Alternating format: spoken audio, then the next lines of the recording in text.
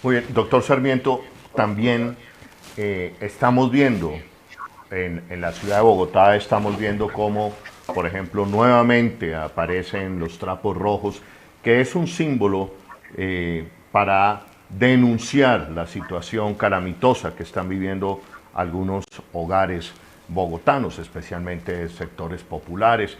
Nuevamente aparecen los trapos rojos anunciando pues que no se tiene con qué comer.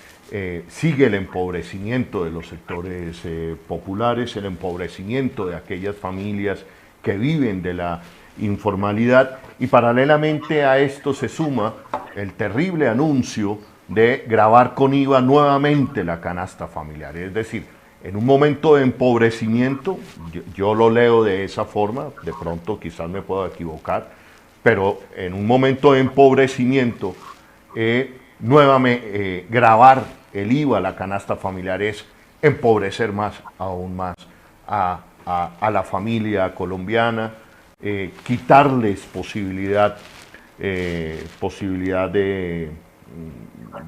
acceder a más recursos. En fin, frente a esto, Gustavo Petro hace la siguiente advertencia que quiero que usted la escuche, profesor Sarmiento. Adelante. Mira, lo que tenemos es una política económica hecha para los más poderosos del país.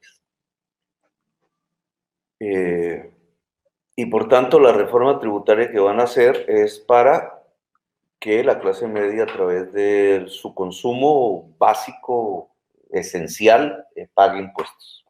Clase media, sectores asalariados, un sector de la pobreza en Colombia, de lo que podríamos llamar el estrato 2 de Colombia. Eso se llama IVA a la canasta básica familiar. Esa propuesta ya la hizo Asa Bancaria, precisamente el gremio de los bancos, pero en alguna magnitud la va a recoger el gobierno, la va a presentar. Significa que la clase trabajadora de Colombia y la clase media de Colombia en general va a pagar la crisis. Se la va a pagar a los sectores que no quisieron pagar impuestos. El gran capital se la va a pagar precisamente a los bancos que aumentaron sus utilidades, a diferencia de toda la sociedad colombiana. Se lo va a pagar al Estado para que pague sus deudas, que ya adquirió, pero esas deudas se destinaron no para la sociedad colombiana, no para comprar las UCIs, que las compró en una menor medida, 2.000 para todo el país, que no las utilizó para comprar las vacunas, que no las utilizó para fortalecer el sistema hospitalario en general en todo el país, que no la utilizó para salvar el empleo en Colombia, que estaba en la pequeña y mediana empresa, que no la utilizó para garantizar las cuarentenas, que era la renta básica a los hogares más débiles económicamente de Colombia, sino que los utilizó esos recursos de deuda para mantener enormes liquideces en la banca privada y en las 1.000 grandes empresas de Colombia. Eso es lo que va a pagar ahora la clase media y el sector trabajador del país formal a través del pago del IVA en la canasta básica familiar. Y de paso, los más pobres de Colombia que compren en un supermercado, que compren con facturación su comida, pues también van a colaborar con ese pago al gran capital de Colombia. Es un Robin Hood al revés. Y es profundamente inmoral, además de irracional económicamente, es profundamente inmoral, pero es una política más o menos diseñada bajo el espíritu de lo que se llama la piñata. Tienen la sensación de que su modelo económico no va más allá, de que se acabó la orgía del petróleo y del carbón, de que se agotó los grandes excedentes del dinero de la cocaína que llegaban a Colombia, no porque se haya acabado la cocaína y el narcotráfico, sino porque se lo apropiaron los mexicanos.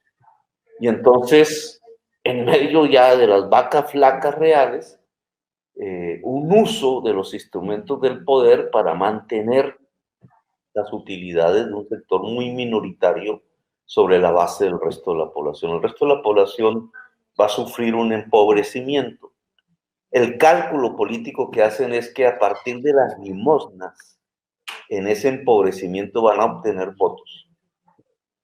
Ese es un cálculo, digamos, que es el que hicieron en el pasado con Familias en Acción, pero esta vez en una mayor dimensión, con una especie de subsidios de 100,000, 150,000 pesos, que para familias hambrientas se vuelven casi lo único para comprar, digamos, lo indispensable. Y entonces, como decía el periodista Zuleta, entonces agradezcanle al gobierno y agradezcanle con el voto, pero es de una miseria y de una inmoralidad total, una caída en el abismo absoluto.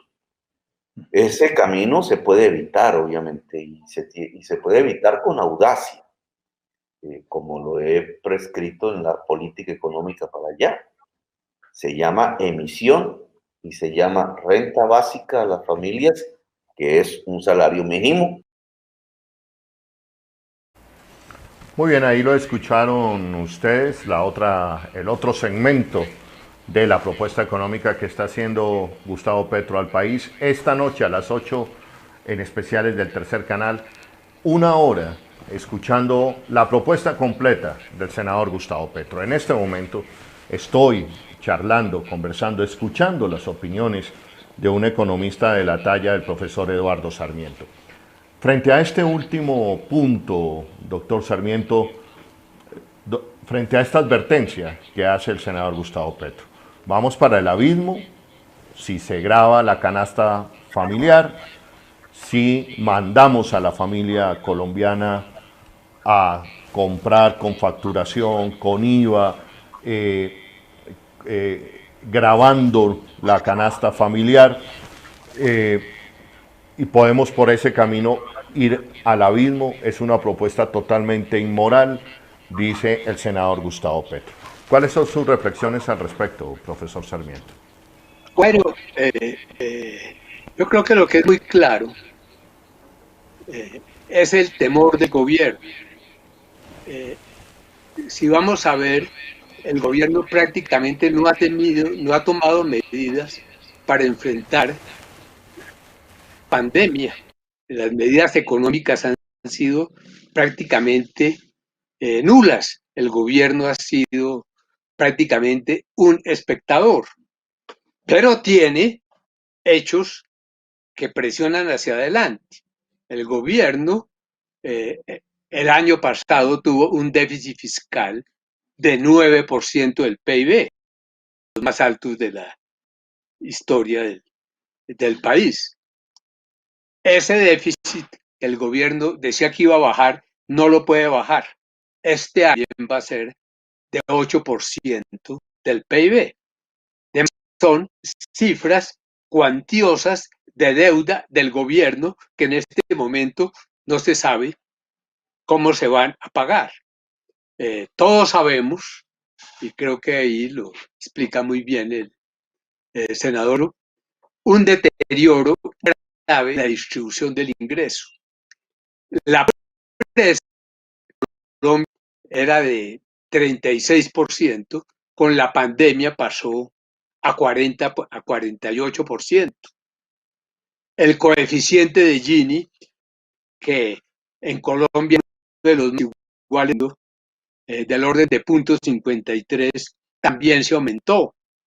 Los ingresos del trabajo han bajado notablemente. De manera que tenemos que la pandemia, que la cuarentena, que la enfermedad en sus diferentes generó tremendo daño económico que todavía no se ha pagado. El gobierno no ha pagado las deudas ni tiene un programa para enfrentar los deterioros posteriores de la economía. De manera que el gobierno, en cierta manera, no se ha responsabilizado de todo el manejo económico y de todos los factores que ha ocasionado la pandemia. De manera que prácticamente la única solución del gobierno se daría a través de la reforma tributaria, en donde los daños de la pandemia que han